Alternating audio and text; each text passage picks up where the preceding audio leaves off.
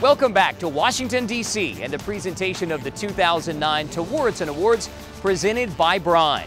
For just the fourth time in its 9-year history, the Tewaaraton Award Foundation is presenting a special honor to an individual involved in the sport of lacrosse who exemplifies the highest virtues of the game and throughout their lives has made significant contributions to society and the lives of others.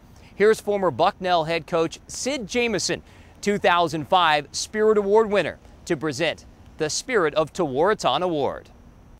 The people of the Haudenosaunee Nations extend their gratitude and congratulations. Coach Roy Simmons.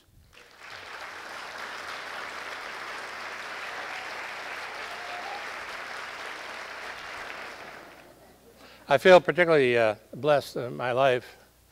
I played for my father, who was a coach at Syracuse for 45 years. And I was his assistant for 13 years, and that was an education myself, having to be your father and your coach, and having to eat off his table. I had to be front and center most of the time. And then I have my two boys here tonight, and they grew up to have their grandfather in the stands and me on the sideline, and they played for me at Syracuse also.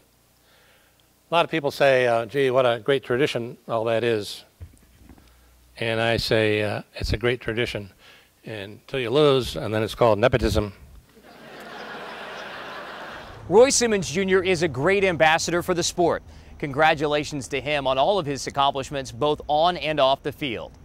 Well, we've already seen Hannah Nielsen of Northwestern take home the 2009 Women's Tewaaraton Award, her second straight. Now here's CBS College Sports' own Paul Carcaterra with a breakdown of the 5 finalists for this year's Men's Tewaaraton Award. Wrapping up an incredible 2009 season here in Foxborough, congratulations to the Syracuse Orange and Coach John Desko, their 11th national championship, 2 years in a row for the Orange, and they were led by senior do-it-all midfielder Matt Abbott. The Tewaaraton finalist was brilliant all season long for the Orange. His impact between the two lines of their straining boxes was incredible for the Orange. A great ground ball guy, a human clear, played man down on the defensive end. He was a goal scorer for the Orange, and he did all the little things that catapulted the Orange to another national championship. Abbott was significant all season long. 2009 Tewaaraton finalist Max Siebold played with a huge X on his back ever since his freshman year when he got to Cornell. Played in 2 Final Fours. What separates Siebold from the pack? His ability to break a defense down, the athletic ability, the shooting on the run, getting teammates involved, but maybe his best attribute was his leadership skills and never taking a play off. 2009 Tewaaraton finalist Ned Crotty. You look at his whole body of work, leading the nation in assists, giving Duke that much-needed identity on offense. After they lose the 2 most prolific scorers in NCAA history in Zach Greer and Matt Danowski, Ned Crotty was the engine for the Blue Devil offense all season long. He was a leader on and off the field for the Blue Devils. His ability to get teammates involved was magical in 2009.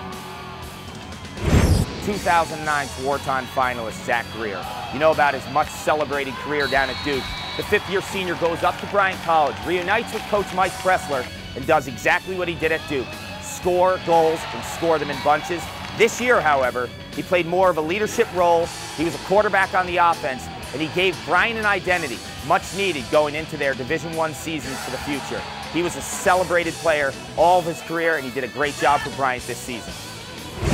2009 Tewaaraton finalist Danny Gladding. When you look for a leader, a true quarterback on the offense, you don't have to look much farther than Virginia's Danny Gladding. His ability to get teammates involved, open up the offense, his leadership skills. Ever since his freshman year at Virginia, he was a celebrated player. A player who made everyone around him better, played in 3 Final Fours. Virginia's Gladding had a special career. In just a moment, we'll find out which one of these young men will be crowned as the nation's most elite male lacrosse player when we return right here to Washington, D.C.